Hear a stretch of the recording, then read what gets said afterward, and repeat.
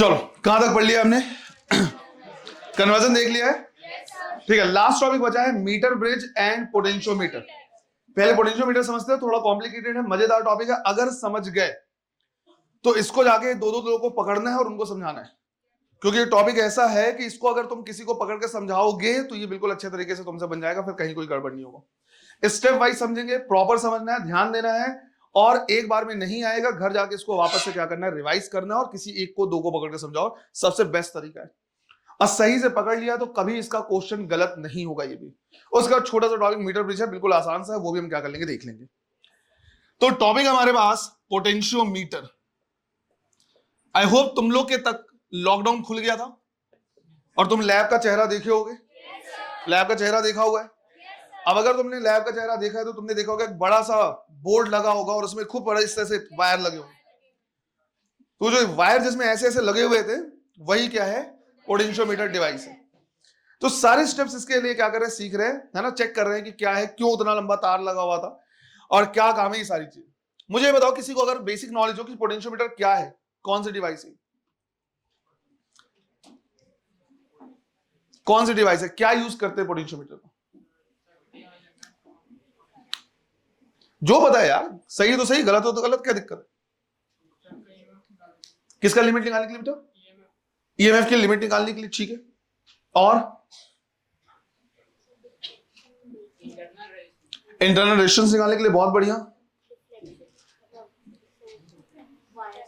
Wires में लगा के वो क्या करते हैं, डिफ्लेक्शन देखते हैं, ठीक है। आंसर जो है वो एक सर कि ईएमएफ चेक करने के लिए, इंटरनल रेजिस्टेंस चेक करने के लिए, बिल्कुल ठीक है, यही करते हैं। बट मेरा सवाल ये कि ईएमएफ चेक करने के लिए वोल्ट मीटर का यूज क्यों नहीं करते? भाई वोल्ट मीटर भी तो क्या है, पोटेंशियल डिफरेंस ही मेजर करता है। ईएमएफ भी क्या है, वही तो है, पोटेंशियल डिफरेंस ही एक तरीके से। वोल्ट मीटर जो हमारे पास डिवाइस बना हुआ है, कितना बढ़िया, आराम से उसको बैटरी के क्रॉस लगाएं और पता चल जाएगा कि ईएमएफ कितना है। इसका तामझाम, इतना तामझाम क्यों? इतना बड़ा कार्डबोर्ड है, इतने सारे ऐसे वायर लगे हुए हैं, समझ ही नहीं आता किसको क्या कहां घुसाए, किस तरह से वो कर रहे हैं, रोटेट कर रहे हैं, स्लाइड कर रहे हैं, कुछ भी नहीं। क्यों ऐसा? वोल्ट मीटर का यूज क्या ईएमएफ चेक करने के लिए, ईएमएफ निकालने के लिए किया जा सकता है या नहीं किया जा सकता?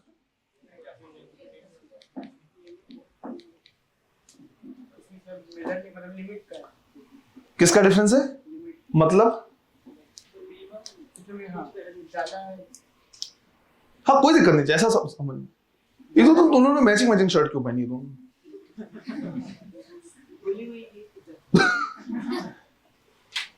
हाँ सर उसमें एक लिमिट तक निकाल सकते हैं ना, लिमिट का मतलब ना, एक लिमिट तक ही निकाल सकते हैं कि मतलब, ठीक है, चेंज कर सकते हैं। किसमें, पोटेंशियोमीटर में, ठीक।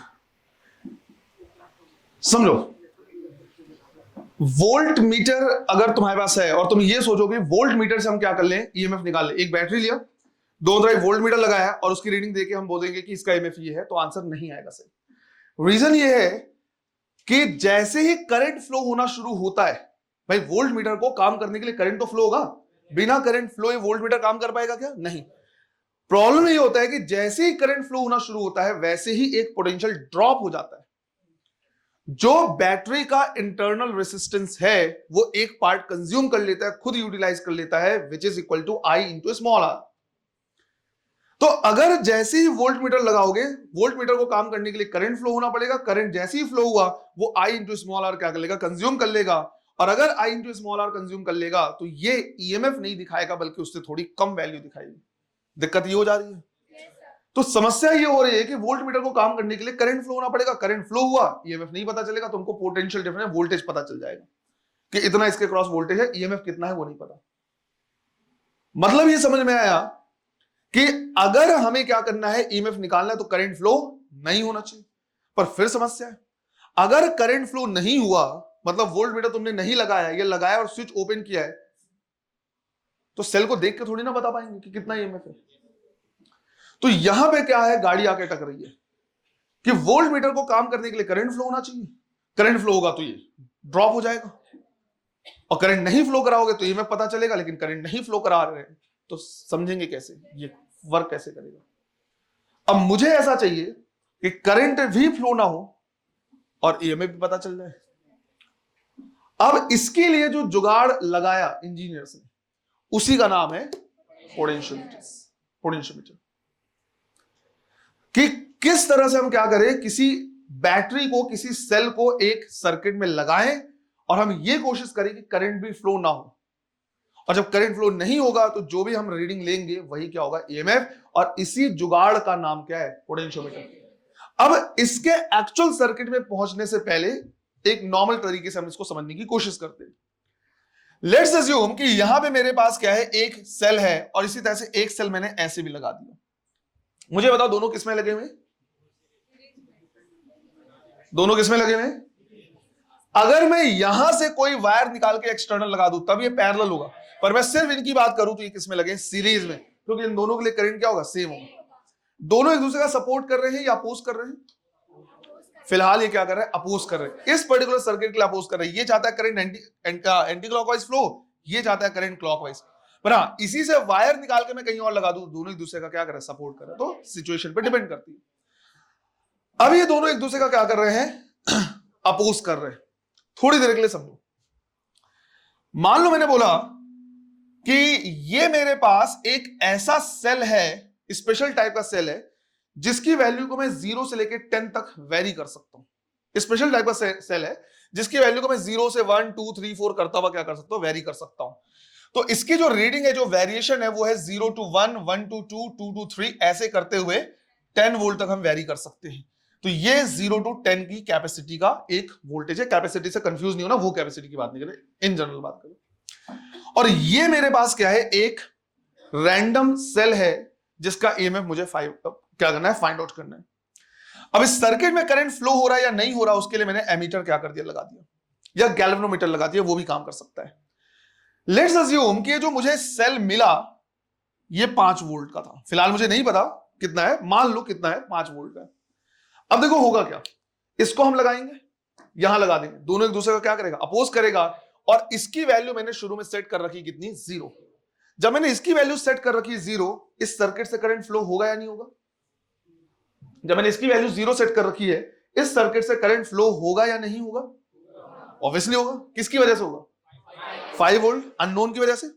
और जब ये फ्लो होगा तो ये जो एमीटर या मान लो गैल्वेनोमीटर लगाया ताकि करंट का डायरेक्शन भी पता चल जाए, वो पर्टिकुलर एक तरफ क्या होगा, डिफ्लेक्ट होगा। फिर मैंने इसकी वैल्यू को थोड़ा सा बढ़ाया और 0 से कर दिया कितना, 1। करंट फ्लो होगा या नहीं होगा? होगा। 1 से 2, 2 से 3, 3 से 3 तक होगा। जैसे मैं इसको करूंगा 4 में भी 4 तक होगा। क्लियर है? अब जैसे ही मैंने इसके नॉब को पलटा और मैंने कर दिया कितना, 5 वोल्ट, करंट फ्लो होगा क्या? क्योंकि ये 5 वोल्ट से क्लॉकवाइज फ्लो कराना चाहता है और ये 5 वोल्ट से एंटी क्लॉकवाइज। क्या करंट फ्लो होगा? तुरंत ये डिफ्लेक्शन कितना हो जाएगा, 0। अब देखो सर, ये बैटरी जो है वो सर्किट में भी लगा है, क्लोज सर्किट में लगा है, और करंट भी फ्लो, यही तो हम चाह रहे थे कि करंट भी फ्लो ना हो और क्लोज सर्किट में भी लगा रहे। अब मुझे ये नहीं दिख रहा था, लेकिन ये मुझे दिख रहा है, 0 to 1 1 to 2 2 to 3 3 to 4। जैसे मैं 5 वोल्ट पे गया, करंट फ्लो ना बंद हो गया, मैं अंदाजा लगा लूंगा कि होना हो इसका भी जो पोटेंशियल डिफरेंस है वो 5 वोल्ट होना चाहिए, तभी तो दोनों एक दूसरे को क्या कर लेंगे, बैलेंस। अब मुझे बताओ इसने क्या बैलेंस किया, वोल्टेज बैलेंस किया या ईएमएफ बैलेंस किया? ईएमएफ, क्योंकि सर्किट में करंट फ्लो और नहीं फ्लो हो रहा है, मतलब उसने बैलेंस किया ईएमएफ। मुझे पता चल गया 5 वोल्ट। अगर मैं इसको और कंफर्म करने के लिए 5 से 6 करूंगा, तुरंत इसकी वजह से करंट फ्लो होना शुरू हो जाएगा। नेट कितने से, 1 वोल्ट से। और इसकी वजह से जब करंट फ्लो होगा, डिफ्लेक्शन क्या हो जाएगा, अपोजिट हो जाएगा। मुझे समझ में आ जाएगा कि इसको हमने ज्यादा वोल्ट दिया होगा, तभी तो करंट डायरेक्शन अपोजिट हो गया। हो गया काम हमारा। इतना ही है, पर इतना भी नहीं, और स्टेप देखते हैं। लेट्स से मुझे जो यहां पे अननोन मिला, सेल मिला, वो 5 वोल्ट नहीं होता बल्कि 4.5 वोल्ट होता। इमेजिन कर लो 4.5 वोल्ट होता। अब हमारे पास जो सेल है, ये स्पेशल टाइप का सेल है, वो 0 से 1 2 3 ऐसी चेंज होता है। अब अगर मैं चेंज करते करते, इसमें मैं चेंज करते करते कहां तक पहुंचा, 4 तक पहुंचा, करंट फ्लो होगा या नहीं होगा? किसकी वजह से होगा? ये अननोन वाले की वजह से पर्टिकुलर डायरेक्शन दिखाएगा। अब मेरे पास जो सेल है वो 4 से कहां जा सकता है, 5। जैसे मैं 5 करूंगा, करंट फ्लो होगा या नहीं होगा? होगा, लेकिन अपोजिट एक्शन। जब तक 4 वोल्ट था ये डोमिनेट करेगा, जैसे 5 वोल्ट करूंगा ऊपर वाला डोमिनेट करेगा और करंट का डायरेक्शन क्या हो जाएगा, चेंज, तुरंत डिफ्लेक्शन अपोजिट डायरेक्शन में आ जाएगा। मुझे ये तो पता चल जाएगा कि जो अननोन सेल है वो 4 से 5 के बीच का कहीं है, क्योंकि 4 में इसकी वजह से करंट फ्लो हो रहा था और 5 में ऊपर वाले की वजह से करंट फ्लो रहा है। मुझे ये तो पता चल गया कि जो अननोन सेल है उसका ईएमएफ 4 से 5 के बीच में, पर मैं क्या एग्जैक्टली पता लगा पाऊंगा कि 4.1 है या 4.7 है या 4.5 है, ये मुझे नहीं पता चलेगा। अब इसमें लिमिटेशन आ गई। लिमिटेशन ये आ गई कि जो स्पेशल टाइप का सेल था वो 0 1 2 3 4 जा रहा था, क्या इससे मैं इसको कभी भी पता लगा पाऊंगा? तो मेरे लिए फायदेमंद क्या है, एक ऐसा सेल जो 0 1 2 3 चेंज हो, या ऐसा सेल जो 0 से 0.5 0.5 से 1 1 से 1.5 चेंज हो। कौन सा फायदेमंद है? Second case. तो जितना धीरे धीरे पोटेंशियल चेंज होगा उतना एक्यूरेट मेजर कर पाएंगे, उतना ज्यादा रेंज मेजर कर पाएंगे। यही समझ में आई मुझे बात? इस बात का भी मुझे ध्यान रखना है कि जो डिवाइस मैं बनाऊं उसमें पोटेंशियल डिफरेंस जितना धीरे धीरे वेरी करेगा, आगे जाके हम इसको बोलेंगे पोटेंशियल ग्रेडियंट। ध्यान रखना, हर चीज रिलेट होगा।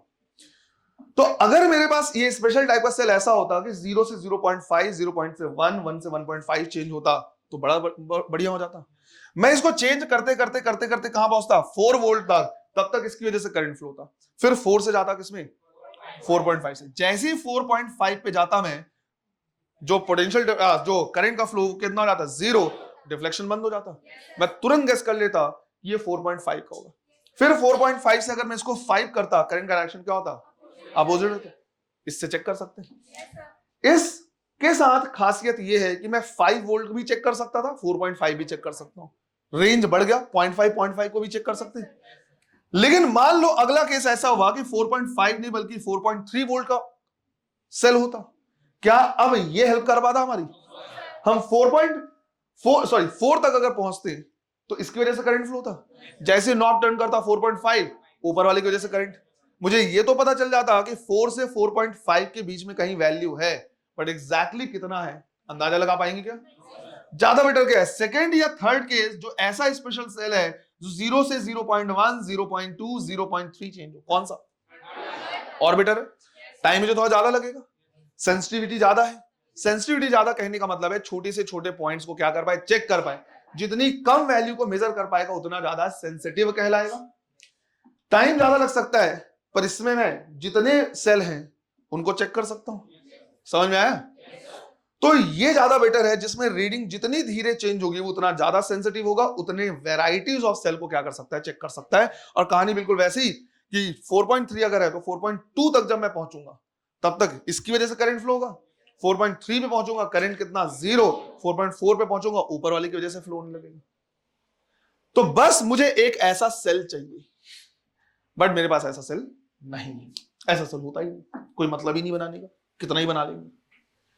पर इसके लिए भी जुगाड़ है, राइट? इस सेल के लिए भी जुगाड़ है। कैसे?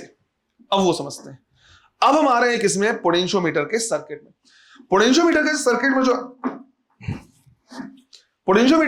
में जब हम क्या कर रहे हैं, आ रहे हैं, तो वो टिपिकल सर्किट हम नहीं बनाने वाले जो लैब में रखे रहते हैं, मतलब इतना बड़ा ऐसे ऐसे। वो वायर का लेंथ ज्यादा रखने के लिए इस तरह से बार बार घुमाया जाता है। अगर तुमने देखा होगा, जिन लोगों को समझ में नहीं आ रहा है, तो इस तरह पटरी में ऐसे बने होते हैं, और लेंथ को मेजर करने के लिए नीचे भी स्केल लगा होता है ना, ऐसे। ये इतने बार ऐसे लगाया जाता है ताकि वायर का लेंथ क्या हो, ज्यादा से ज्यादा हो। क्यों वायर का लेंथ ज्यादा से ज्यादा रखा जाता है? वो इसी रीजन से रखा जाता है ताकि सेंसिटिविटी क्या हो, ज्यादा हो। कैसे ज्यादा होता है वो अभी धीरे धीरे समझेंगे।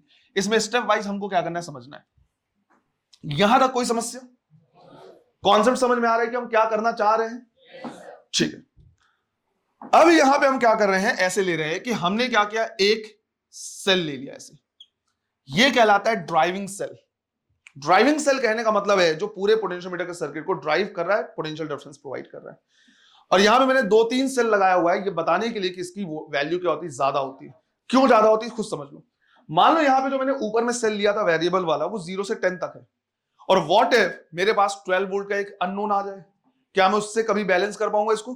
चाहे इसकी सेंसिटिविटी कितनी भी ज्यादा हो, 0 से 0.1 0.1 से 0.2 कैसे भी चेंज हो, 12 वोल्ट बैलेंस होगा क्या? कभी पता ही नहीं कर पाएंगे। तो ज्यादा बेटर होगा कि हम एक ऐसा सेल ले जो जिसका खुद का ईएमएफ क्या हो, ज्यादा, तो वो ज्यादा से ज्यादा वैल्यू को क्या कर सकता है, चेक कर सकता है। ये थ्योरेटिकल क्वेश्चन पूछ चुका है। कि पोटेंशियोमीटर में जो ड्राइविंग सेल होगा उसकी वैल्यू ज्यादा क्यों होनी चाहिए। और अगर ये 10 वोल्ट है, अननोन आ जाए 12 वोल्ट, क्या हम उसको कभी बैलेंस कर पाएंगे? नहीं कर पाएंगे। इसलिए मैंने बोला कि इसकी वैल्यू क्या है, ज्यादा है। यहां पे रियोस्टेट लगेगा, अभी नहीं लगा रहे, बाद में लगाएंगे, पहले कॉन्सेप्ट समझते हैं। यहां से इस तरह की क्या होती है, पट्टी लगी होती है, राइट, ऐसे पट्टी लगी होती है, उसका क्रॉस सेक्शन एरिया ज्यादा रखा जाता है ताकि उसका रेजिस्टेंस नेग्लिजिबल नहीं। और फिर नीचे में वायर लगा होता है ऐसे, इस तरह का क्या होता है, वायर होता है। वायर का लेंथ मेजर करने के लिए नीचे में क्या कर देते हैं, इस तरह का स्केल लगा देते हैं। इन जनरल ये 1 मीटर का समथिंग होता है, पर ऐसा बिल्कुल जरूरी नहीं है कि एग्जैक्टली उतने का ही हो। इसके ऐसे मेजर कर लेते हैं। अब ये मान के चलो कि जो ये वायर हमने क्या किया, लगाया है ए से लेके कहां तक, बी तक, सिर्फ इतने का ही रेसिस्टेंस है। और यहां पे मैं न्यूमेरिकल वैल्यू ले रहा हूं, मैंने बोला 10 वोल्ट का क्या है, ड्राइविंग सेल लगाया है। तो ये 10 वोल्ट का ड्राइविंग सेल पूरा किसके क्रॉस रहेगा, ए से बी तक। इसको बिल्कुल वो कंफ्यूज नहीं होना है, ये रेसिस्टेंस ही है। अगर मैं इसको सर्किट डायग्राम बनाता तो मैं सिंपल ऐसे बना देता, ये 10 वोल्ट की बैटरी, ये रेसिस्टेंस, इसी के क्रॉस पूरा 10 वोल्ट क्या होता, कंज्यूम होता, राइट। तो वायर ही बना दिया, वायर का ही क्या होता है, रेजिस्टेंस होता है, तो ये रेजिस्टेंस ही है, इसके क्रॉस 10 वोल्ट है। अब मुझे पता है कि इसमें मैं यहां पे लिखूंगा 0 वोल्ट, यहां पे लिखूंगा क्या, 10 वोल्ट। जैसे जैसे मैं आगे जाऊंगा वैसे वैसे पोटेंशियल क्या होता जाएगा, कम होता जाएगा। फॉर एग्जांपल यहां पे 10 है तो यहां पे 9 हो गया, यहां पे 8 हो गया, 7, मिड में कितना, 5, 4, 3, 2, 1 करते हुए कितना, 0। इसको बोलते हैं पोटेंशियल ड्रॉप होना। इतने वायर का रेजिस्टेंस कम है, 1 वोल्ट कंज्यूम कर लिया, 9 वोल्ट बचा। फिर इसने 1 वोल्ट कंज्यूम कर लिया, 8 बचा, और इस पूरे ने 10 वोल्ट कंज्यूम कर लिया, 0 बचा। क्लियर है यहां तक, ठीक, राइट। अब मुझे क्या करना है, उसी जुगाड़ को यहां पे इंप्लीमेंट करना है कि कैसे मैं इसको 0 से लेके 10 तक क्या कर सकता हूं, वेरी कर सकता हूं। तो उसके लिए हम क्या करते हैं, यहां पे एक वायर निकालते हैं, जो भी हमारा अननोन सेल है उसको हम यहां पे लगाते हैं। इस अननोन सेल या सर्किट में करंट फ्लो हो रहा है या नहीं हो रहा, उसके लिए एक सेंसिटिव गैल्वेनोमीटर लगा देते हैं, और आगे वाले पार्ट को एक मेटल सरफेस से लगा देते हैं, नुकीले सरफेस से, जिसका नाम क्या है, जॉकी। इसको हम क्या कर सकते हैं, स्क्रॉल कर सकते हैं, टच करा सकते हैं। अब वापस से इमेजिन करो थोड़ी देर के लिए कि अगर ये जो सेल है ये कितने का है, 5 वोल्ट का है। फिलहाल मुझे नहीं पता, पर मान के चलो कितना है, 5 वोल्ट है। अगर मैं क्या करूंगा, इसको उठाऊंगा जॉकी को और यहां पे टच कराऊंगा। अब ध्यान देना, ये एक सर्किट है और 10 वोल्ट और 9 वोल्ट ये अपने आप में बैटरी की तरह बिहेव करेगा ना। कितने वोल्ट का बैटरी बिहेव करेगा, 1 वोल्ट। ये वायर जो है, ये वायर, इसके एक तरफ 10 वोल्ट है, दूसरी तरफ 9 वोल्ट है, कितने का पोटेंशियल डिफरेंस, 1। तो ये भी एक तरह की बैटरी है। इमेजिन करो बिल्कुल उसके तरह, ऊपर में एक बैटरी लगी है, नीचे में एक बैटरी लगी है। ये चाहता है, क्योंकि हाई पोटेंशियल इधर है, लो पोटेंशियल इधर है, ये चाहता है करंट कैसे फ्लो हो, एंटी क्लॉकवाइज। ये हमारा अननोन कैसा चाहता है, समझ में आया? बिल्कुल वही चीज यहां पे हमने अचीव किया, बिल्कुल उसी को। बस ये जो है, ये वायर, ये 1 वोल्ट की बैटरी की तरह बिहेव कर रहा है। अब करंट किसके हिसाब से फ्लो होगा, अननोन के हिसाब से या वायर के हिसाब से? अननोन, क्योंकि ये 5 वोल्ट के हिसाब से, 5 वोल्ट नेट कितने से, 4 वोल्ट से, है ना, ऐसे। और इसमें डिफ्लेक्शन दिखेगा, सिंपल सा, तो डिफ्लेक्शन दिखेगा। फिर मैं इस जॉकी को क्या करूंगा, उठाऊंगा, और इसको मैं उठा के धीरे धीरे स्लाइड कराते हुए यहां तक पहुंचेगा। जब मैं इसको यहां पे रखूंगा तो ये 10 वोल्ट है, ये 8 वोल्ट है, ये वायर अपने आप में पोटेंशियल 2 वोल्ट की बैटरी की तरह बिहेव करेगा। ये 2 वोल्ट की बैटरी की तरह बिहेव कर रहा है, ये 5 वोल्ट की बैटरी की तरह बिहेव कर रहा है। कौन जीतेगा, 5 वोल्ट। करंट फ्लो होगा ऐसे, ये चाह रहा था ऐसे फ्लो कराना, ऊपर वाले की बात नहीं कर रहे, ऊपर में तो एक करंट अलग से फ्लो होता रहेगा, हम इतने की बात कर रहे हैं। ये चाह रहा है ऐसे करंट फ्लो कराना और ये चाह रहा है ऐसे करंट फ्लो कराना, ये 5 वोल्ट जीतेगा। धीरे धीरे मैं इसको स्लाइड करते करते करते करते जैसे मैं यहां पे पहुंचूंगा, इस एग्जांपल के मिड में पहुंचूंगा, वैसे ही इसमें जो गैल्वेनोमीटर का डिफ्लेक्शन है वो क्या हो जाएगा, 0। गैल्वेनोमीटर का डिफ्लेक्शन कितना हो गया, 0। मुझे पता चल जाएगा कि यहां पे 10 है, यहां पे 5 है, मतलब ये 5 वोल्ट की बैटरी की तरह बिहेव कर रहा। और अगर गैल्वेनोमीटर में डिफ्लेक्शन 0 हुआ है, मतलब जो अननोन है वो भी 5 वोल्ट की बैटरी की तरह, या उसका ईएमएफ कितना है, 5 वोल्ट। हो गया काम। जो यहां पे हम एक वेरिएबल टाइप का सेल ले रहे थे, वही हमने इस वायर की हेल्प से लिया। आराम से हम वैल्यू क्या कर सकते हैं, बदल सकते हैं। बट समस्या ये है कि यहां तो मैंने लिख दिया ना कि देखो यहां 10 है, 9 है, 8 है, 7 है। क्या वायर में दिखता है हमको? कहां पे 10, कहां पे 9, कहां पे 8, नहीं। तो वायर में दिखता नहीं है बेटा, ये मैंने यहां पे लिख जरूर दिया है पर ये कुछ दिखेगा नहीं, तुमको सिर्फ ये दिखेगा कि तुम लेंथ में कितना है। अब वो दिखता नहीं है, उसी की हेल्प करने के लिए आता है ये स्केल। इस स्केल से हम क्या करते हैं, लेंथ को मेजर करते हैं और हम कहते हैं कि देखो इतने के लिए अगर पोटेंशियल डिफरेंस 10 वोल्ट है, इतना तो मुझे पता ही चल जाएगा कि मैंने जो बैटरी यहां पे लगाया हुआ है और यहां जो वायर लगाया है, वायर मान लो कितना है 100 सेंटीमीटर का है, और मैं कह सकता हूं कि भाई 100 सेंटीमीटर के लिए पोटेंशियल डिफरेंस कितना है 10 वोल्ट। तो यहां से मेजर कर लिया मैंने वायर का लेंथ कि यार 50 सेंटीमीटर पे बैलेंस हो जा रहा है, तो 50 सेंटीमीटर के लिए पोटेंशियल डिफरेंस कितना होना चाहिए 10/100 इंटू 50, कितना आ जाएगा, खत्म। तो लेंथ को मेजर करके यूनिटरी मेथड से निकाला जा सकता है। और यूनिटरी मेथड से क्यों निकाल सकते हैं, क्योंकि potential difference is equal to क्या होता है आई आर, और आर को लिखा जा सकता है रो एल बाई ए। तो वी डायरेक्टली प्रोपोर्शनल होगा किसके, लेंथ के। जितना ज्यादा तुम लेंथ मेजर करोगे उसके क्रॉस पोटेंशियल डिफरेंस उतना ही ज्यादा होगा। सिंपल सा है।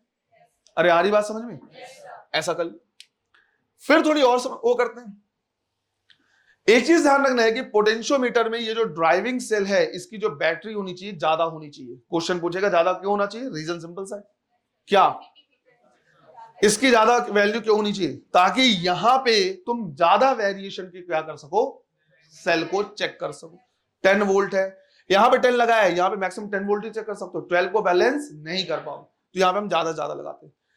बट जब हम यहां पे बैटरी ज्यादा क्या करते हैं लगाते हैं, तो उससे समस्या हो जाती है कि जब यहां पे तुम ज्यादा क्या करोगे बैटरी लगाओगे तो यहां भी तो पोटेंशियल डिफरेंस ज्यादा होगा, और जब पोटेंशियल डिफरेंस ज्यादा होगा और हल्का सा भी जॉकी को आगे या पीछे करोगे तो लार्ज पोटेंशियल डिफरेंस चेंज होगा। मतलब ये हुआ कि लेट्स अज्यूम कि तुमने 100 वोल्ट की बैटरी लगा दी, तो ए और बी के अक्रॉस कितना 100 वोल्ट हो जाएगा, और इसका लेंथ कितना है 100 सेंटीमीटर। तो हम कह सकते हैं कि 100 वोल्ट है कितने में 100 सेंटीमीटर में, तो 1 volt per centimetre, that is known as potential gradient. कि 1 सेंटीमीटर अगर तुम चेंज करोगे तो 1 वोल्ट क्या हो जाएगा, चेंज हो जाएगा। यही मतलब हुआ, 1 सेंटीमीटर भी आगे या पीछे जाओगे तो सीधा 1 वोल्ट क्या हो जाएगा, चेंज हो जाएगा। यही मतलब हुआ। अब जो मेरे पास सेल है, राइट, मेरे पास जो सेल है वो 1 वोल्ट का नहीं, मान लो 0.1 वोल्ट का है, तो तुम खुद इमेजिन करो 0.1 वोल्ट को बैलेंस करने के लिए तुमको 0.1 सेंटीमीटर को चेंज करना पड़ेगा। 0.1 सेंटीमीटर को डिफ्लेक्ट करना या बैलेंस करना बहुत मुश्किल होगा। 0.1 सेंटीमीटर मतलब 1 मिलीमीटर, हल्का सा भी जो कि ऐसे या वैसे हो, तुम बैलेंस करने में तुमको बहुत ज्यादा मुश्किल होगा। तुम इमेजिन कर पा रहे हो? नहीं इमेजिन कर पा रहे हो तो इसको मूवी से इमेजिन करने की कोशिश करो। एग्जाम्पल दे रहा हूं, सेलफोन में, फोन में हम क्या कर रहे हैं, मूवी देख रहे हैं। मूवी कितने हैं 3 घंटे की, 3 घंटे की मूवी है। नीचे में स्क्रॉलर लगा होता है जिसमें स्क्रॉल करके मूवी के किसी पर्टिकुलर पॉइंट पे पहुंच सकते हैं। अब मान लो उस मूवी में 3 मिनट का कोई सॉन्ग है और वहां तक तुमको एग्जैक्टली सॉन्ग के इनिशियल पॉइंट तक क्या करना है, पहुंचना है। दिक्कत ये हो जाती है जब 3 घंटे की मूवी हम सेलफोन में देखते हैं और हल्का सा भी स्क्रॉल करते हैं तो बहुत ज्यादा मूवी आगे पीछे होती है ना। 3 घंटे की मूवी इतने डिस्टेंस में है, इतना डिस्टेंस चेंज करोगे तो सीधा 10 मिनट आगे 10 मिनट पीछे। तो क्या उस सॉन्ग के इनिशियल, एग्जैक्टली इनिशियल में पहुंचना मुश्किल होगा या आसान होगा? क्यों? 3 घंटे की मूवी इतने में है। अगर सेम उसी मूवी को तुम बड़े स्क्रीन में देखो तो वही स्क्रॉलर का साइज बड़ा हो जाएगा या नहीं होगा? अब तुम हल्का सा स्क्रॉल करोगे तो वो 2-2, 3-3 मिनट आगे नहीं बल्कि हो सकता है 10-10 सेकंड आगे पीछे हो। मूवी को कैच करना, किसी पर्टिकुलर पॉइंट तक पहुंचना या बैलेंस करना आसान हो जाएगा। क्या अब इमेजिन कर रहे हैं? yes, दूसरा ये भी हो सकता है कि सर 3 घंटे की मूवी नहीं, 5 मिनट का क्लिप देखें तो भी कोई दिक्कत नहीं है। 5 मिनट का क्लिप देखोगे इतने बड़े में तो आगे पीछे वो करोगे, अगर स्क्रॉल करोगे तो 10-10 सेकंड 5-5 सेकंड आएगा। समझ में आ गया ना? ये दोनों तरीके हो सकते हैं। मतलब या तो मैं इसको कम कर दूं या तो मैं इसके लेंथ को बढ़ा दूं। इसको कम किया नहीं जा सकता, इसको कम करने से पोटेंशियोमीटर एक लिमिट तक ही काम करेगा, तो हम इसके लेंथ को क्या कर देते हैं, बढ़ा देते हैं। तो जब लेंथ बढ़ा देंगे उतने ही पोटेंशियल का लेंथ ज्यादा होगा तो के की वैल्यू क्या होगी, कम हो जाएगी। के की वैल्यू पोटेंशियल ग्रेडियंट कम होना ज्यादा बेटर है। पोटेंशियल ग्रेडियंट बताता है 1 वोल्ट पर सेंटीमीटर, मतलब 1 सेंटीमीटर के लिए 1 सेंटीमीटर स्क्रॉल करने से 1 वोल्ट चेंज होगा। अगर लेंथ डबल कर दे तो 0.5 वोल्ट पर सेंटीमीटर हो जाएगा। 1 सेंटीमीटर से 0.5 वोल्ट ही चेंज होगा, तो हमारे लिए ज्यादा सेंसिटिव हो गया, ज्यादा बेटर हो गया। क्या समझ में आ रहा है? ठीक। तो हर पॉइंट को समझना है कि इसको हम कम नहीं कर सकते, लेंथ को हम क्या कर देते, बढ़ाते। इसलिए जब तुमने लैब में पोटेंशियोमीटर अगर देखा होगा तो उसमें तुमने यही देखा है कि लेंथ बहुत ज्यादा होता है सेंसिटिविटी में। अब अगर इसकी सेंसिटिविटी, राइट, इसकी सेंसिटिविटी क्या है, बहुत कम, सॉरी ज्यादा है, या पोटेंशियल ग्रेडियंट क्या है, बहुत कम है, तो हम ज्यादा अच्छे से क्या कर पाएंगे, चीजों को मेजर कर पाएंगे। वहां पे मैंने बोला था ना first case, second case, third case, तो मैंने बोला थर्ड केस जब धीरे धीरे चेंज होगा, टाइम तुमको ज्यादा लगेगा पर ज्यादा सेंसिटिव होगा, ज्यादा बेटर होगा। यहां तक क्लियर है? अब इसमें हम इंप्रूवमेंट में एक और चीज कर सकते हैं। क्या कर सकते हैं?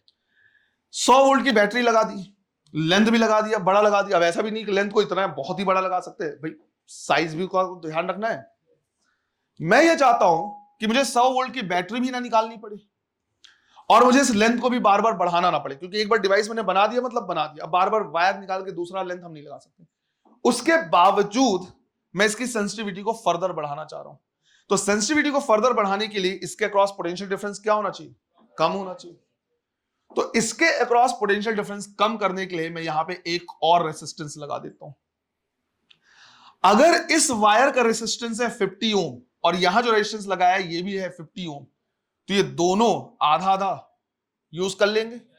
अगर ये दोनों बराबर बराबर हैं तो दोनों क्या करेंगे, आधा आधा यूज करेंगे। अब 100 वोल्ट की बैटरी तुमने लगाई, लेकिन क्या 100 वोल्ट इसको मिलेगा? 50 वोल्ट ये कंज्यूम कर लेगा और 50 वोल्ट मिलेगा।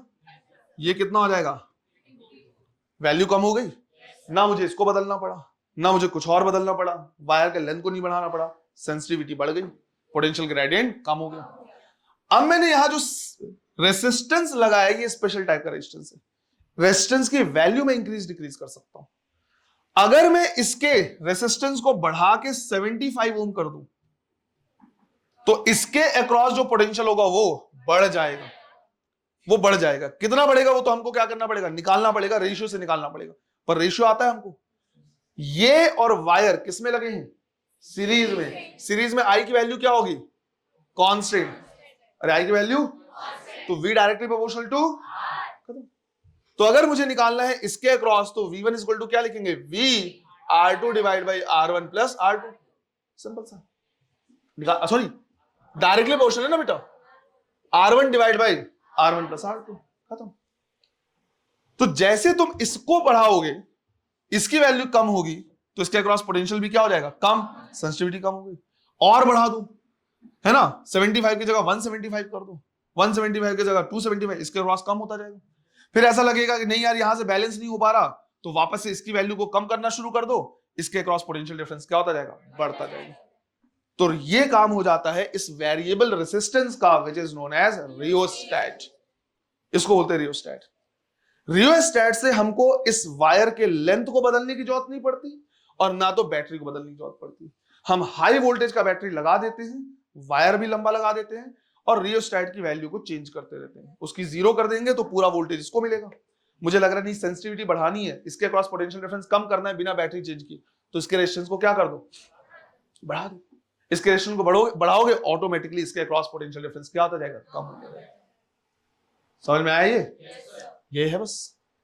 क्या अभी तक कॉन्सेप्ट में कुछ भी दिक्कत? कोई कॉन्सेप्ट बेटा ज्यादा है पर लिखाने वाला जो काम है वो थोड़ा सा कम हो। अब इतनी चीजें जो समझाया बोल के तो लिखाने का कोई मीनिंग नहीं है, लिखाने वाला टर्म क्या है, कम है। अब इतनी सारी चीजें समझने के बाद हम प्रॉपर थोड़ा सा इसको क्या कर ले रहे हैं, ड्रॉ कर ले रहे हैं, प्रॉपर ड्रॉ कर ले रहे हैं। देखो सबसे पहले यहां जो सेल होना चाहिए, जो ड्राइविंग सेल होता है वो काफी ज्यादा होता है।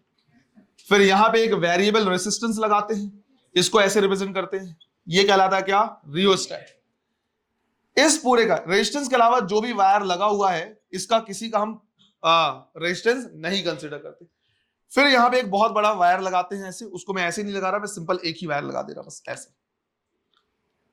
और हम कह रहे हैं कि सिर्फ और सिर्फ ये रेड कलर का जो वायर है इसी का रेजिस्टेंस है और उसके अलावा जो रियोस्टैट है उसका रेजिस्टेंस है। ये पॉइंट ए हो गया, ये पॉइंट बी हो गया। दूसरा जो अननोन सेल होता है उसके लिए हम क्या करते हैं, यहां पे उसको लगाते हैं और पोलैरिटी ऐसी होगी, ध्यान रखना, इसके लिए भी हाई पोटेंशियल इधर, इसके लिए भी हाई पोटेंशियल इधर। फिर यहां से क्या करते हैं, गैल्वेनोमीटर, आगे पार्ट लगा रहता है जॉकी, और इसको स्क्रॉल करते रहते हैं और ये चेक करते हैं कि किस लेंथ में ये क्या हो रहा है, बैलेंस हो रहा है। जिस लेंथ में बैलेंस होगा that is known as balancing length. Let's say ये L1 पे क्या हुआ, बैलेंस हुआ, और ईएमएफ था कितना, E1, और बैलेंसिंग लेंथ को मेजर किया जा सकता है with the help of scale. तो नीचे में क्या होता है, स्केल होता है ऐसे। क्लियर है ये? अब इसमें दो टाइप के क्वेश्चन आएंगे।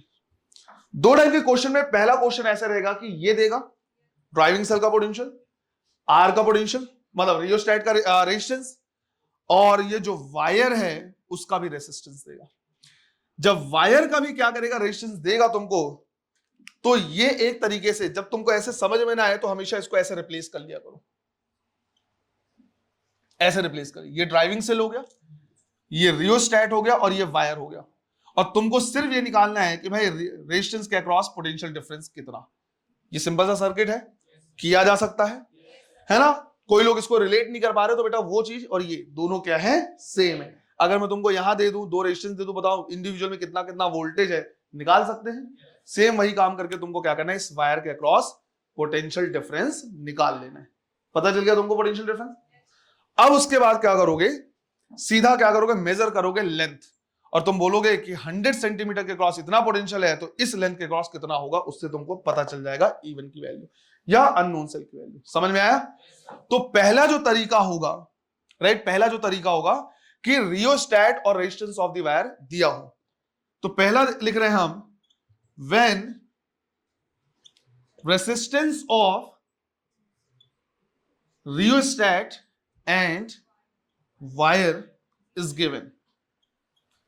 तो सबसे पहला काम हमारा क्या होगा, वायर के अक्रॉस पोटेंशियल डिफरेंस निकालना। तो हम यहां पे लिखेंगे potential difference across wire, let's say कितना, V1 इज इक्वल टू क्या लिखेंगे, V और R divide by R plus RH। ये है RH और इसका रेजिस्टेंस कितना R है ना। ये यहां से तुम समझ सकते हो, सिंपल सा है। तुमको पता चल गया यहां से लेके यहां तक का पोटेंशियल डिफरेंस, यहां से लेके यहां तक का पोटेंशियल डिफरेंस कितना है, V1 हमने कंसीडर कर लिया है। क्लियर है ये? अब तुम बोलोगे देखो L लेंथ का पोटेंशियल डिफरेंस V1 है, तो L1 का कितना होना चाहिए, निकाला जा सकता है। तो यूनिटरी मेथड से तुम क्या करोगे, निकाल लोगे कि भाई L लेंथ का, ये पूरा लेंथ कितना है, L है ना, तो तुम यहां पे लिखोगे कि L लेंथ का पोटेंशियल डिफरेंस V1 है, तो L1 का कितना होगा, तो V1 by L into L1। Simple सा है। अगर पोटेंशियल ग्रेडियंट पूछेगा, पोटेंशियल ग्रेडियंट K, तो तुम लोगों के जितना पोटेंशियल डिफरेंस है डिवाइड बाई जितना डिवाइड बाई लेंथ है। समझ में आया ये? ध्यान रखना, इसको डायरेक्ट यहां मत लिख देना। हाँ, अगर रियोस्टेट नहीं दिया हुआ है तो जितने वोल्ट की बैटरी होगी उतना ही वोल्ट इसके अक्रॉस होगा। क्लियर है ये? तो बिल्कुल सिंपल है अभी तक कॉन्सेप्ट, ठीक है। अगला क्या होता है, कभी कभी सेकंड केस में रियोस्टेट का या वायर का रेजिस्टेंस नहीं दिया जाता, राइट, इस तरह से नहीं दिया होता। अब कैसे करें? तो जब रियोस्टेट का और वायर का रेजिस्टेंस नहीं दिया है, तो क्या तुमको ये पता चलेगा कि यहां से लेके यहां तक का पोटेंशियल डिफरेंस कितना है? नहीं। अब हम कैसे पता करेंगे, अननोन से। तो उसके लिए एक यहां पे स्टैंडर्ड सेल दिया जाता है। स्टैंडर्ड सेल कहने का मतलब है लैब में एक ऐसा सेल रखा हुआ है जिसका ईएमएफ हमको पता है। अब हम ईएमएफ को क्या करेंगे, देखेंगे, और हम उसके लिए जो स्टैंडर्ड सेल है उसके लिए लेंथ मेजर करेंगे, और उसके लिए लेंथ आ गया मान लो 50 सेंटीमीटर, तो हम बोलेंगे 10 वोल्ट ईएमएफ के लिए 50 सेंटीमीटर आ रहा है। मान लो स्टैंडर्ड सेल के लिए 10 वोल्ट आया और बैलेंसिंग लेंथ कितना आया, 50 सेंटीमीटर। फिर अगले में तुम अननोन को लगाओगे और उसके लिए देखोगे, और मान लो उसके लिए बैलेंसिंग लेंथ आया कितना, 25 सेंटीमीटर, तो तुम बोलोगे अच्छा 50 सेंटीमीटर जब बैलेंसिंग लेंथ आया था तो ईएमएफ कितना था, 10, तो जब बैलेंसिंग लेंथ 25 है तो इसका ईएमएफ कितना होना चाहिए, 5। तो स्टैंडर्ड सेल के हेल्प से निकाल सकते हैं, उसमें ये सब देने की जरूरत पड़ेगी ही नहीं। तो सेकंड हमारे पास क्वेश्चन ऐसा रहेगा, when resistance is not given, is not given. तो यहां पे हम क्या करते हैं, स्टैंडर्ड सेल लेते हैं, और इसका क्वेश्चन तो और भी आसान हो जाएगा। स्टैंडर्ड सेल, और मान लिया स्टैंडर्ड सेल के लिए ईएमएफ कितना है, E1, और बैलेंसिंग लेंथ कितना है, L1, और फिर अननोन सेल लेते हैं। अननोन सेल के लिए ईएमएफ कितना है, E2, बैलेंसिंग लेंथ कितना है, L2, और हमको पता है जितना ज्यादा बैलेंसिंग लेंथ उसका ईएमएफ भी तो उतनी ज्यादा, तभी तो डायरेक्टली प्रोपोर्शनल कह रहे हैं। और यहां से हम क्या कर सकते हैं, लिख सकते हैं E1 by E2 is equal to L1 by L2। Standard cell का ईएमएफ पता है, दोनों बैलेंसिंग लेंथ को हमने एक्सपेरिमेंट से निकाला, E2 निकाल सकते हैं। यहां पे L1 क्या है, L1 क्या है, balancing length of standard cell, और L2 क्या है, balancing length of unknown cell. याद करो, वही फॉर्मूला जो स्कूल में पढ़ाया गया था जनरली, ऐसे बढ़ा दिया जाता है बस, बट उससे ज्यादा क्वेश्चन आने के चांसेस पहले के रहते हैं, क्योंकि ये सिंपल से सर्किट से क्वेश्चन है। क्लियर? तो पोटेंशियोमीटर का पहला काम होता है ईएमएफ निकालना, एक और काम होता है इंटरनल रेसिस्टेंस निकालना। कैसे निकालते हैं वो भी सीखेंगे, पहले इसको नोट कर लो, है ना, करो सर। मत लेना कि मैंने यहां पे क्या लिखा है, यहां पे क्या लिखा है, ये सारी चीज दिमाग में हमेशा ही ध्यान रखना है कि भाई सर्किट कैसे सॉल्व करना है। अगर मैं दो रेसिस्टेंस सीरीज में लगा दूं, और दो रेसिस्टेंस कौन कौन है, एक रियोस्टेट दूसरा वायर, तो किसके क्रॉस कितना पोटेंशियल डिफरेंस होगा, फिर किसके क्रॉस कितना पोटेंशियल डिफरेंस मिल गया और रियोस्टेट के क्रॉस कितना है, उससे मतलब नहीं, वायर के क्रॉस मिल गया, तो वायर के इंटायर लेंथ के लिए अगर इतना है तो इतने लेंथ के लिए कितना। सिंपल यूनिटरी मेथड का क्या करना है, फिर यूज करना है। दोनों पूछ सकता है, लेंथ बोलेगा बैलेंसिंग इतना है तो बताओ अननोन सेल का वोल्टेज कितना, उल्टा दे सकता है कि अननोन सेल जो लगाया है, या हमने क्या किया, एक सेल लगाया जिसका ईएमएफ इतना है, उसके लिए बैलेंसिंग लेंथ कितना होगा। दोनों किया जा सकता है, यूनिटरी मेथड लगाना आता है। ठीक, इसी तरह से अगर रेशंस वगैरह ना दे और एक स्टैंडर्ड सेल के साथ क्वेश्चन दे दे तो भी समझ में आना चाहिए कि भाई जितना ज्यादा ईएमएफ होगा सेल का, बैलेंसिंग लेंथ भी उतना ज्यादा होगा, तो सीधा से ये रेशियो से आ जाएगा, है ना। तो रिकमेंडेशन है कि इन सबको याद मत रखो। इसी तरह से पोटेंशियल ग्रेडियंट जैसे आ गया, क्या, जितना पोटेंशियल डिफरेंस अक्रॉस वायर है डिवाइड बाय लेंथ, तो सीधे से पोटेंशियल डिफरेंस इक्वल टू क्या लिख सकते हैं, K multiplied by length. Potential gradient कभी कभी दे देता है और बोलेगा बैलेंसिंग लेंथ इतना है, बताओ कितना वोल्टेज है उस बैटरी का, तो K इंटू L से निकल जाएगा कि अच्छा पोटेंशियल ग्रेडियंट इतना है मल्टीप्लाइड बाय लेंथ, उतना पोटेंशियल डिफरेंस हो जाएगा। दिमाग अगर बिल्कुल ऐसे रखोगे, बहुत ज्यादा कॉम्प्लिकेट करने की जरूरत नहीं, यही ध्यान रखना है, ये सर्किट है, इसको हमेशा ऐसे विजुलाइज करना है, आराम से बनेगा। तो पोटेंशियोमीटर का पहला काम होता है ईएमएफ निकालना, दूसरा इंटरनल रेसिस्टेंस। तो तुम चाहो तो लिख सकते हो सेकंड, ऐसे ऊपर में टॉपिक डाल के, to find the internal resistance of cell, to find the internal resistance of cell. हमें देखना है इंटरनल रेसिस्टेंस कैसे निकालना है। और इससे पहले जो भी तुमने लिखा है ऊपर में लिख सकते हो, to find the EMF of cell, जो भी अभी तक नोट किया है ना, उससे पहले ऊपर में कहीं पे तुम लिख सकते हो, to find the EMF of cell.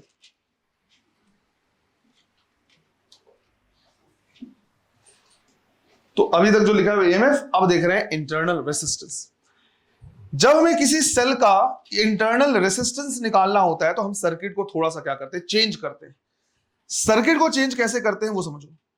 यहां पे हमारे पास क्या होता है, वो सेल होता है जिसका ईएमएफ हमने मान लो पता कर लिया, नहीं भी पता है तो भी कोई दिक्कत नहीं है, इसको गैल्वेनोमीटर से लगाया है। अब नीचे में हम एक और सर्किट लगाते हैं इसके नीचे में, और इसको कनेक्ट कर देते हैं रेसिस्टेंस बॉक्स से। अगर अगेन तुम लैब में गए होगे, मैं डाउटफुल होता हूं कभी कभी क्योंकि तुम्हारा बैच लैब का भी देगा, तो वहां पे अगेन एक बड़ा सा बॉक्स होगा जिसमें बहुत सारे स्विच होते हैं और 10, 100, 1000 ऐसे लिखे होते हैं, वो कहलाता है रेजिस्टेंस बॉक्स। उससे हम पर्टिकुलर रेजिस्टेंस जो हमको यूज करना है हम उसको क्या कर सकते हैं, लगा सकते हैं। और फिर इसको हम क्या करते हैं, एक स्विच से लगा देते हैं और स्विच ऐसे कनेक्ट होता है यहां तक, जिसकी वजह से ये नीचे में अपने आप में एक और सर्किट बन गया। अगर स्विच ओपन है तो क्या इसमें कोई भी करंट फ्लो होगा? अगर इसमें कोई करंट फ्लो नहीं होगा तो क्या बैटरी के इंटरनल रेसिस्टेंस की वजह से कोई पोटेंशियल ड्रॉप होगा? मतलब कहने का यह है कि अगर इसमें कोई करंट फ्लो नहीं हो रहा तो जब करंट ही फ्लो नहीं हो रहा तो इसके इंटरनल रेसिस्टेंस से क्या कोई IR ड्रॉप होगा? नहीं होगा। तो जब तुम बैलेंस करोगे तो इसके ईएमएफ को बैलेंस करोगे। जब तुम बैलेंस करोगे तो किसको बैलेंस करोगे? इसके ईएमएफ को बैलेंस करोगे। तो पहला कंडीशन लिख रहे हैं हम, व्हेन स्विच इज ओपन। अगर हम स्विच ओपन हमने किया हुआ है तो हमने बैलेंस किया हुआ है किसको? ईएमएफ को, और उसके लिए हम बैलेंसिंग लेंथ ले लेंगे, निकाल लेंगे, और हम कहेंगे जो ई है वो डायरेक्टली प्रोपोर्शनल लेट से किसके? L1 के। उसके बाद हम क्या करते हैं, स्विच को क्लोज कर देते हैं। तो सेकंड हम लिख रहे हैं व्हेन स्विच इज क्लोज्ड। अब अगर मैंने यहां पे स्विच क्लोज कर दिया तो नीचे वाला सर्किट तो कंप्लीट हो गया ना, नीचे में करंट फ्लो होने लगा, नीचे में करंट फ्लो होने लगेगा तो थोड़ा सा पोटेंशियल क्या हो जाएगा, ड्रॉप। अब ये ईएमएफ बैलेंस नहीं होगा इधर पे, बल्कि वोल्टेज बैलेंस होगा। मतलब ये है कि जब तक स्विच ओपन नहीं था, 10 वोल्ट की बैटरी थी, तुमने यहां बैलेंस किसको किया, 10 वोल्ट को किया। अब नीचे में करंट फ्लो हो रहा है, नीचे में करंट फ्लो हो रहा है, तो 1 वोल्ट इसके इंटरनल रेजिस्टेंस से क्या कर लिया, वो कंज्यूम कर लिया। अब ये कितना, 9 वोल्ट बचा। अब जब तुम बैलेंस करोगे तो कितना बैलेंस कर पाओगे, 9 वोल्ट को ही बैलेंस कर पाओगे। समझ में आया ये? जब वोल्टेज बैलेंस करोगे तो बैलेंसिंग लेंथ इंक्रीज होगा या डिक्रीज होगा? जब वोल्टेज को बैलेंस करोगे तो बैलेंसिंग लेंथ डिक्रीज होगा, क्योंकि ईएमएफ से थोड़ा कम होता है। उसके लिए हमने मान लिया V डायरेक्टली प्रोपोर्शनल है L2। अब यहां से मैं लिख सकता हूं E divide by V is equal to L1 by L2। Further हमने क्या किया है, एक और फॉर्मूला सीखा है, V is equal to ER divide by R plus small r। सीखा है नहीं सीखा? वो 3 फॉर्मूले जो बोला था ना, याद रहना है, नींद में भी किसी भी तरीके से होना चाहिए, वही है। ऐसे लिख दिया हमने, इज इक्वल टू क्या लिखा, L1 बाई L2, इसी कैंसिल। इसको लिख सकते हैं 1 plus R divide by small r, अरे लिखा जा सकता है, is equal to L1 by L2। 1 को इधर ले जाओ तो R divide by small r कितना, L1 बाई L2 माइनस 1, और R को अगर इधर ले जाए तो internal resistance is equal to आ जाएगा L1 by L2 minus 1 into R। L1 L2 हमने एक्सपेरिमेंट करके निकाल दिया, balancing length for EMF and balancing length for voltage. या हम बोल सकते हैं कि जब स्विच ऑफ था तो ये बैलेंसिंग लेंथ, स्विच ऑन के बाद का बैलेंसिंग लेंथ। जो R है वो क्या है, रेसिस्टेंस ऑफ रेसिस्टेंस बॉक्स, जो यहां पे एक्सटर्नल रेसिस्टेंस की तरह क्या कर रहा है, बिहेव कर रहा है ना, एक्सटर्नल रेजिस्टेंस की तरह क्या कर रहा है, बिहेव कर रहा है। और इंटरनल रेजिस्टेंस हमें निकालना है। बस इतने फॉर्मूले को क्या करो, याद रखो, इससे काम चल जाएगा तुम्हारा। अगर कभी कंफ्यूजन हो कि जैसे क्वेश्चन दिया हुआ है कि जब स्विच ऑफ था तो बैलेंसिंग लेंथ था 30 सेंटीमीटर, स्विच ऑन के बाद बैलेंसिंग लेंथ था 25 सेंटीमीटर, स्विच ऑन के बाद तो बैलेंसिंग कम होगा। अगर तुम कंफ्यूज हो जाए सर ऊपर क्या रखना है नीचे क्या रखना है, तो ये समझ जाना है, अगर तुमने वैल्यू रख के सॉल्व किया और R की वैल्यू माइनस में आ गया तो तुमने गलत रख दिया होगा। समझ में आया, आंसर गलत आ जाए, क्योंकि R की वैल्यू माइनस में नहीं आएगी, तो जस्ट उल्टा कर लेना। समझ में आ रहा है ये? तो सिंपल सा तरीका बिल्कुल वही है कि ऊपर में क्या होना चाहिए, ज्यादा होना चाहिए, नीचे में क्या होना चाहिए, कम होना चाहिए। तो ये वैल्यू 1 से ज्यादा हो जाएगा, 1 से ज्यादा होगा तो आंसर माइनस नहीं आएगा। तो परेशान होने की जरूरत नहीं, अगर तुम सॉल्व करते समय अगर माइनस में आ गया तुमने गलत लिखा होगा, उल्टा लिख लेना। क्लियर है ये? इससे हम इंटरनल रेजिस्टेंस निकाल सकते हैं।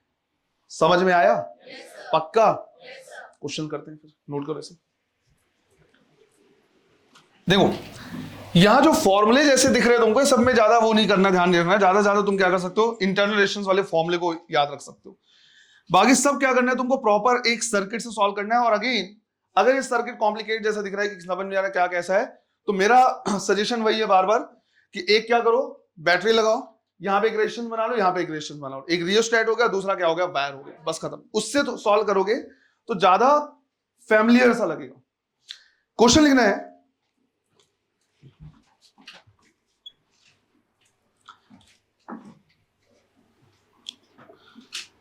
a 200 volt battery, 200 volt battery is connected across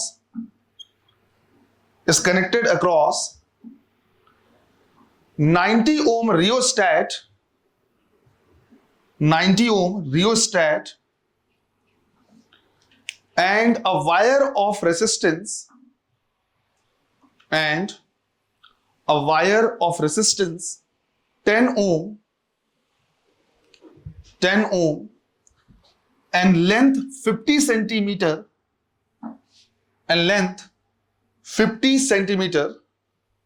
connected in series,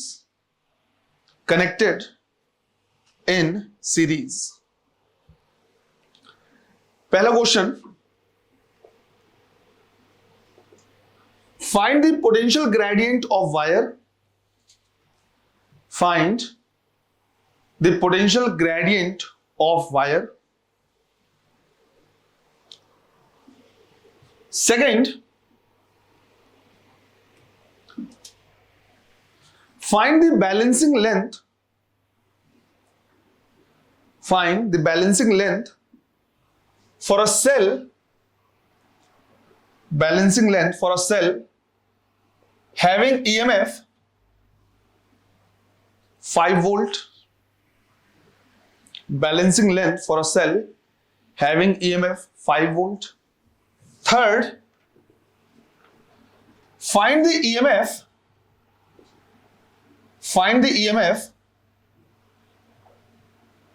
for an unknown cell. For an unknown cell for which balancing length is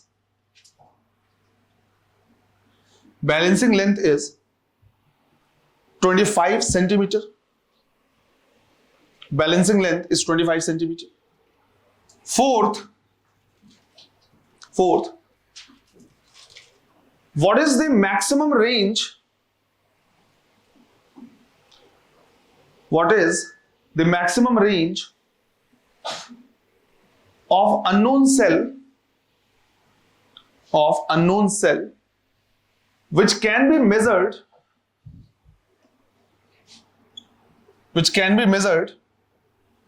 by this setup?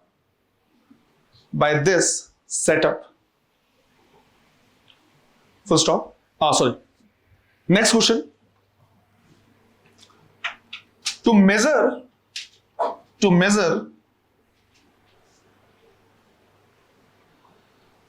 an unknown cell of 30 volt, to measure an unknown cell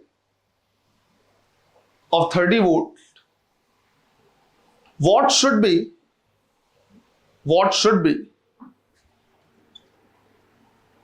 the maximum value of rheostat?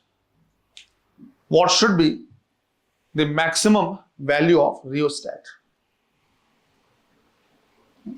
Last वाला question भी अगर कर लिया मतलब बिल्कुल clear, बाकी सब तो फिर भी आसान है। चलो ट्राई करो, अपने आंसर निकालो, फिर चेक करते हैं। सबसे पहले हम क्या कर रहे हैं, यही चेक करेंगे कि भाई क्या क्या वैल्यू गिवन है और क्या क्या हम यहां पे पता है ना, क्या क्या निकाल सकते हैं, वो सारी चीजें। यहां पे ये बोला हुआ है कि हमारे पास एक पोटेंशियोमीटर है जिसका मेन जो सेल है वो कितना है 200 वोल्ट। रियोस्टैट यहां पे लगा हुआ है 90 ओम का, जो वायर है वो कितना है 10 ओम, लेंथ कितना है 50 सेंटीमीटर, इसके अक्रॉस पोटेंशियल डिफरेंस वो हमको क्या करना है, निकालना है। तो इसको हम बिल्कुल सिंपल सा क्या कर रहे हैं, पहले तो कन्वर्ट कर दे रहे हैं। जिनको ये नहीं समझ में आ रहा है कि भाई एक सेल है, दो रेजिस्टेंस है इस तरह की, यहां पे 200 वोल्ट है, ये 90 ओम है और ये कितना है 10 ओम। मुझे ये जानना है कि इसके अक्रॉस पोटेंशियल डिफरेंस कितना। V1 वैल्यू मान लिया मैंने। अब मैं बोलूंगा कि ये दोनों किसमें लगे, सीरीज में। सीरीज में करंट की वैल्यू कांस्टेंट, तो I कांस्टेंट, तो V directly proportional to R, तो हम लिखेंगे V1 is equal to V R1 divide by R1 plus R2। यहां तक तो कोई दिक्कत नहीं, सिंपल सा सर्किट है। V1 की वैल्यू हम यहां से क्या कर सकते हैं, निकाल सकते हैं। आउट ऑफ 200 R1 कितना 10 डिवाइड बाई 10 प्लस 90 कितना 100, इससे कैंसिल हो गए V1 की वैल्यू। क्या मतलब हुआ इसका, क्या मतलब हुआ कि जो वायर के अक्रॉस पोटेंशियल डिफरेंस है 20 वोल्ट है, भले 200 वोल्ट की बैटरी लगाई है पर 180 वोल्ट रियोस्टैट यूज कर ले रहा है, और वायर के अक्रॉस सिर्फ कितना है 20 वोल्ट का ही पोटेंशियल डिफरेंस है। जिससे पहला मेरा क्वेश्चन आ जाएगा K is equal to V by L। हम लिखेंगे 20 वोल्ट है किसके अक्रॉस 50 सेंटीमीटर। इस चीज का थोड़ा सा क्या करना, ध्यान रखना कि वो मीटर में दिया है या सेंटीमीटर में दिया है, सारी चीजें है ना। यहां पे हम ऐसे ही लिख दे रहे हैं, तो ये हो जाएगा कितना 0.4 वोल्ट पर सेंटीमीटर। मतलब जैसे तुम 1 सेंटीमीटर का किसका होगे 0.4 वोल्ट का क्या होगा, पोटेंशियल डिफरेंस क्रिएट हो जाएगा। पहला आ गया। फिर सेकंड बोला हुआ है कि 5 वोल्ट के लिए कितना बैलेंसिंग लेंथ होगा, तो हम बोलेंगे यूनिटरी मेथड सीधा सा है कि यार 20 वोल्ट के लिए लेंथ कितना 50 सेंटीमीटर, तो 5 के लिए निकाला जा सकता है ऐसे। तो हम लिखेंगे यहां पे 20 वोल्ट का पोटेंशियल डिफरेंस है अक्रॉस 50 सेंटीमीटर, तो 5 वोल्ट के लिए कितना हो जाएगा 50 डिवाइड बाई 20 मल्टीप्लाइड बाई 5। तो ये हमारे पास बैलेंसिंग लेंथ आ जाएगा कितना कितना आएगा 12.5 सेंटीमीटर। क्लियर है ये? कभी कभी क्या आते हैं इससे भी निकाल सकते हो, जैसे के की वैल्यू हमें पता है, अगर के की वैल्यू पता है और हमें क्या करना है लेंथ निकालना है तो उससे भी हम क्या कर सकते हैं निकाल ले सकते हैं। पर मेरा कहना है अननेसेसरली कॉम्प्लिकेट करने की जरूरत नहीं यार, सिंपल सा क्या करो यूनिटी मेथड लगाओ कि इसके लिए इतना है तो इसके लिए कितना होगा। क्लियर है ये? फिर थर्ड उल्टा बोला हुआ है। थर्ड ये बोला हुआ है कि अगर लेंथ 25 सेंटीमीटर तो उसके लिए कितना, बैलेंसिंग लेंथ अगर 25 सेंटीमीटर तो कितना वोल्ट होगा। उल्टा लगाएंगे, जैसे यहां पे बोल रहे थे 20 वोल्ट 50 सेंटीमीटर के लिए, अब हम लिखेंगे 50 सेंटीमीटर का क्रॉस कितना है 20 वोल्ट, तो 25 सेंटीमीटर का क्रॉस कितना होगा 20 डिवाइड बाई 50 इंटू 25 कितना आ जाएगा 10 वोल्ट। इतना।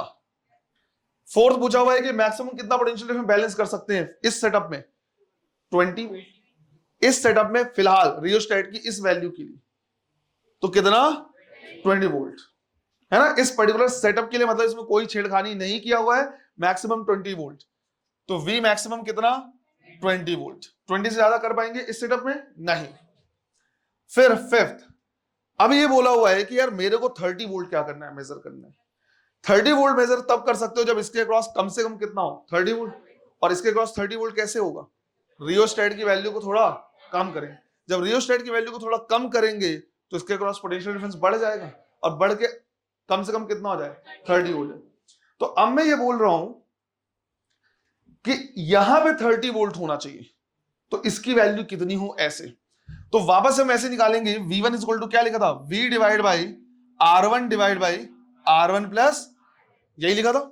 ये कितना होना चाहिए 30, कितने का 200 का। R1 जो वायर का लेंथ है, वायर का वो है, कहां गया 10 ohm, divide by right 10 plus R या R2 जो लिख रहे हैं वो लिख सकते हो, और यहां से हम निकाल पाएंगे कि उसकी वैल्यू को कितना कम कर दें ताकि ये क्या हो जाए 30 वोल्ट हो जाए। क्लियर है ये? तो यहां से अगर हम निकालेंगे तो एक तो ये कैंसिल हो जा रहा है, ये हो जा रहा है 3 divide by 20 is equal to 10 divide by 10 plus R, cross multiply करेंगे तो 30 plus 3R is equal to 200, तो 3R की वैल्यू कितनी 170, तो R की वैल्यू 170 डिवाइड बाई 3, इतना रियोस्टेट होना चाहिए। इतना रियोस्टेट रख लेंगे 30 वोल्ट इसके अक्रॉस आ जाएगा, 30 वोल्ट चेक कर सकते हैं। समझ में आया ये? चलो नोट करो जल्दी से। लास्ट वाला कितनों ने कर लिया था सॉल्व, यही आ रहा, बहुत बढ़िया। एक क्वेश्चन और करना है जिसमें इंटरनल रेशियोज में हम क्या करेंगे निकालना सीखेंगे, और क्वेश्चन काफी सिंपल सा है। इसमें लिखना है in a potentiometer setup, in a potentiometer setup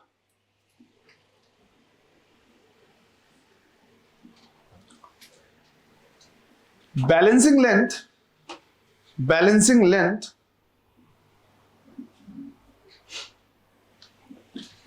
when they switch across resistance board box, balancing length when they switch across resistance box is open is 10 centimeter, is 10 centimeter, and when switch is closed, and when switch is closed, it becomes 8 centimeter. It becomes 8 centimeter. Full stop. Find the internal resistance of cell. Find the internal resistance of cell if the resistance of resistance box, if the resistance of resistance box is 20 ohm, if the resistance of resistance box is 20 ohm, करो 1 by L2 minus 1 into capital R। तो यहां से हम क्या करेंगे निकालेंगे L1 कितना दिया है 10, 8 minus 1 multiplied by 20, तो ये हो गया 2 by 8 मल्टीप्लाइड बाई 20, तो कितना आ जाएगा 5 ओम। वो वैल्यू ऐसा है इसलिए 5 ओम आ रहा है, तो इतना होता नहीं है 1.1.5 समथिंग ऐसा होता है। क्लियर है ये हमारा क्या, पोटेंशियोमीटर। ये टॉपिक तुम बेटा भूल जाओगे अगर इसको प्रैक्टिस नहीं किए तो। तुम्हारा काम ये रहेगा कि इसको एक बार क्या करना है, वापस से जाके लेक्चर, मैं इसका लेक्चर सेंड कर दूंगा, है ना, जो पहले से रिकॉर्डेड है, पहले वाला जो रिकॉर्डिंग है ना एक, वो ऐसा, क्योंकि ये तो अभी तुरंत अवेलेबल नहीं हो पाएगा, पर इसका लेक्चर मैं सेंड कर दूंगा। तुम्हारी रिस्पॉन्सिबिलिटी ये रहेगी कि इसको एक बार और देखना है, और ज्यादा बेटर किसी को पकड़कर समझा दो। कोई ऐसे होंगे ना और भी दूसरे कोचिंग वाले जिनको समझ में नहीं आया होगा, जिन लोगों ने याद किया होगा तो फॉर्मूला शॉर्ट ट्रिक वाले, उनको पकड़ समझा दो, उनका भी फायदा हो जाए, तुम्हारा भी फायदा हो जाए। तुम्हारा ज्यादा फायदा होगा, समझाओगे तो कॉन्सेप्ट क्लियर हो जाएगा। दूसरी रिस्पॉन्सिबिलिटी जो तुम्हारी बनती है, मुझे पता है सब मानेंगे नहीं, लेकिन फिर भी जो सेलेक्ट होने वाले वही सुने। जितने क्वेश्चन आज तक पीवाईक्यू उठाओ, जितने क्वेश्चन आज तक पोटेंशियोमीटर के आए हैं, इनको कॉपी में नोट करो, राइट, इनको कॉपी में नोट करो, सॉल्व करके पूरा। तो जो कॉन्सेप्ट अभी अच्छे से ग्रिप में आया है, जो पकड़ में आया है, उसको और अच्छे से क्या कर लो, क्लियर कर लो, और सारे क्वेश्चन सॉल्व कर लो, दोबारा नहीं बोलोगे, इतना काम, क्योंकि 2 दिन तुम्हारी क्लास नहीं होने वाली है, तो उस टाइम पे तुम ये कर सकते हो। क्लियर है ये हमारा क्या, वो टॉपिक जो जनरली डिफिकल्ट लगता है समझने में। लास्ट टॉपिक बचा हुआ है मीटर ब्रिज, बहुत ही आसान है, तो वो भी क्या कर ले रहे, देख ले रहे। टॉपिक डालना है मीटर ब्रिज।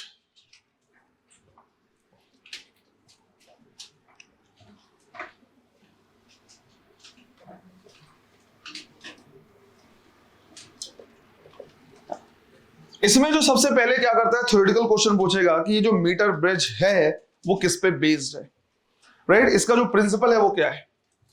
तो अगर हम क्या करें, लिखें, तो ये जो प्रिंसिपल है वो क्या है, based on balanced Wheatstone bridge, right, balanced Wheatstone bridge पे बेस्ड है। और इससे जनरली क्या होता है, किसी भी वायर का हम क्या करते हैं, रेसिस्टेंस निकालते हैं कि वायर जो है उसका रेजिस्टेंस कितना है। अगेन ये बिल्कुल वही डिवाइस है, अगर तुम लैब में गए हो तो जो बड़े से प्लेट पे कार्डबोर्ड बॉक्स में ऐसे स्केल बना होगा, एक वायर लगा होगा, पर इसमें वायर बहुत सारे नहीं होते, उसकी जरूरत नहीं होती जनरली। अब अगर तुम क्या करोगे, इसका सेटअप देखोगे तो ये सेटअप कुछ इस तरह का दिखेगा कि भाई इस तरह के मेटल प्लेट्स ऐसे लगे होते हैं, जो मेटल प्लेट्स होंगे हम ये मान के चलेंगे कि उनका खुद का कोई रेसिस्टेंस नहीं है। तो इस तरह का क्या होता है, मेटल प्लेट ऐसे लगा होता है, ऐसे जो मेटल प्लेट है, इसी मेटल प्लेट में नीचे में एक वायर लगा होता है, और जो वायर है उसके मेजर करने के लिए, उसके लेंथ को मेजर करने के लिए नीचे में स्केल लगा होता है। तो जनरली वायर का जो लेंथ होता है वो 100 सेंटीमीटर होता है, पर मैंने क्या बोला, जनरली। प्लीज इस चीज को बिल्कुल रट मत लेना, क्योंकि हो सकता है एग्जाम में बोले 80 सेंटीमीटर का क्या है, मीटर ब्रिज का वायर का लेंथ है, तो अलग अलग हो सकता है। फिर इसमें से यहां जो 2 बने हुए हैं, इनमें से 2 रेजिस्टेंस लगाए जाते हैं। एक ऐसा यहां पे रेजिस्टेंस जो हमें पता होता है, एक रेजिस्टेंस लगा दिया जिसका पता है, और अननोन को हम क्या करते हैं, यहां पे लगा देते हैं, अननोन को यहां पे लगा देते हैं। नीचे बैटरी लगी होती है जिससे करंट क्या होता रहता है, फ्लो होता रहता है। उसमें से फिर हम क्या करते हैं, एक यहां से लेते हैं गैल्वेनोमीटर, जो ये पता कर सकता है कि भाई इसमें करंट फ्लो हो रहा है या नहीं हो रहा है, और दूसरे पार्ट को हम कनेक्ट कर देते हैं किससे, जॉकी से। इस जॉकी को हम जहां पे भी रखेंगे, जैसे इस पॉइंट पे हमने रखा, तो ये एक तरीके से 2 पार्ट में डिवाइड हो गया। ये जो पूरा का पूरा वायर है, एक ये वाला पार्ट हो गया, रिमेनिंग ये पार्ट, कुछ रेजिस्टेंस इसका होगा, कुछ रेजिस्टेंस इसका होगा। लेट्स अज्यूम इतने वायर का रेजिस्टेंस है कितना, R3, और इस वायर का रेजिस्टेंस कितना है, R4। अब अगर तुम चेक करो तो ये 4 रेजिस्टेंस है, 1 2 3 4, और बीच में गैल्वेनोमीटर है, और गैल्वेनोमीटर का भी रेजिस्टेंस होता है, तो ये 5वां रेजिस्टेंस है मिड में। अब ये जो है बिल्कुल सिमिलर है किसके, व्हीटस्टोन ब्रिज की। इसको हम ऐसे क्या कर सकते हैं, चेक कर सकते हैं। ये जो है वो इस तरह का सेटअप है, ये R1 है, ये R2 है, ये R3 है, R4, और बीच में क्या लगा है, गैल्वेनोमीटर इस तरह से लगा हुआ है।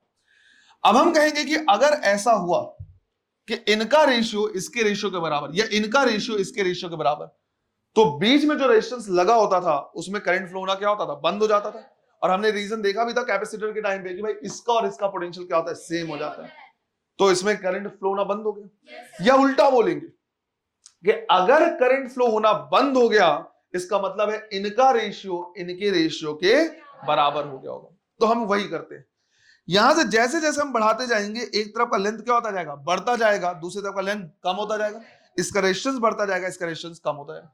हो सकता है ऐसा हो जाए कि इनका रेशियो इसके रेशियो के बराबर हो जाए। उस टाइम पे हम बोलेंगे कि गैल्वेनोमीटर की रीडिंग क्या हो गई, 0। है ना, गैल्वेनोमीटर की रीडिंग 0 हो जाएगी। या इसका उल्टा, गैल्वेनोमीटर की रीडिंग 0 मतलब रेशियोस बैलेंस हो गए, या व्हीटस्टोन ब्रिज बैलेंस हो गया होगा। तो हम यहां पे कहेंगे एड नो डिफ्लेक्शन,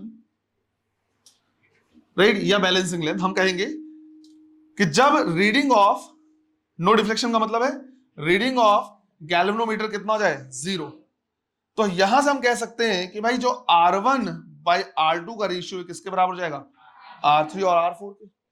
अब R1 पता है, R2 निकालना है, R3 R4 पता होना चाहिए, तो हम R3 को लिखेंगे मतलब इतने के। इस लेंथ को हम क्या कर सकते हैं, मेजर कर सकते हैं। हम ये मेजर कर सकते हैं कि हाँ भाई इसका जो लेंथ आया वो मान लो कितना है L, और हमने बोला जो टोटल लेंथ है वो 100 सेंटीमीटर है, तो जो रिमेनिंग लेंथ हो गया वो कितना हो गया 100 माइनस है। लेकिन बस मैं इसी चीज के लिए तुमको बोल रहा हूं कि थोड़ा केयरफुल रहना, कि जरूरी नहीं कि हमेशा 100 सेंटीमीटर ही हो। अब R3 को मैं लिख सकता हूं रो L बाई ए, रेशंस को लिखा जा सकता है ना, resistivity multiplied by length multiplied cross section area. इसी तरह से R4 को हम लिखेंगे रो 100 minus L divide by A.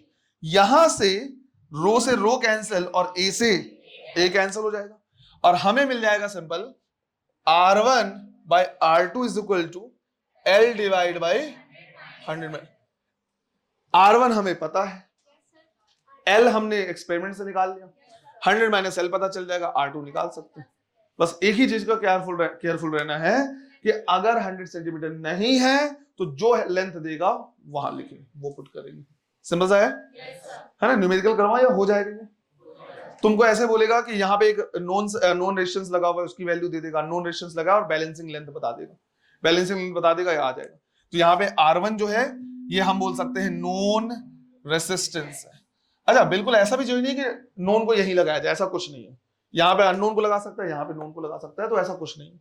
Non resistance R2 यहाँ पे क्या बोल सकते हैं हम, अननोन रेजिस्टेंस, और जो L है वो कहलाएगा क्या, बैलेंसिंग लेंथ। केयरफुल रहना है total length of the meter पेज पे।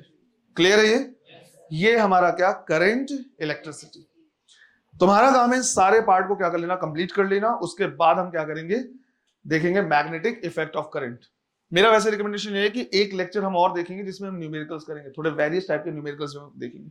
तो इसका एक लेक्चर हम और ले लेंगे, उसमें क्या करेंगे, अलग टाइप के न्यूमेरिकल्स देखेंगे, उसके बाद शुरू करेंगे मैग्नेटिक इफेक्ट ऑफ करंट। ठीक है ना। तो 2 दिन तुम्हारी क्लास नहीं होगी, बता दिया है कि क्या करना है तुमको, है ना। और पूरे प्रिपरेशन टेस्ट का टॉपिक क्लियर है, क्या आएगा, कैपेसिटेंस और सर्कुलर मोशन। 11th का टॉपिक टेस्ट के हिसाब से करते जाओ, आराम से 11th पूरा तुम्हारा प्रिपेयर हो जाएगा। ठीक, 15-16 मेरी क्लास नहीं होगी, 17 के बाद से जब मैं आऊंगा तो मैं तुमको ये भी अनाउंस करूंगा, क्योंकि 11th वाला जो स्लॉट है, 11th का सिलेबस कंप्लीट हो गया मेरे 11th वाले बैच का, तो स्लॉट खाली हो गया। तो मैंने बोला था मॉडर्न फिजिक्स की कुछ एक्स्ट्रा क्लासेस के लिए, तो जितने एक्स्ट्रा क्लासेस के लिए नाम लिखवाया हुआ है उनकी फिर एक्स्ट्रा क्लासेस भी शुरू हो जाएंगी, मैं टाइम बता दूंगा उस टाइम, है ना। चलो, थैंक यू सर।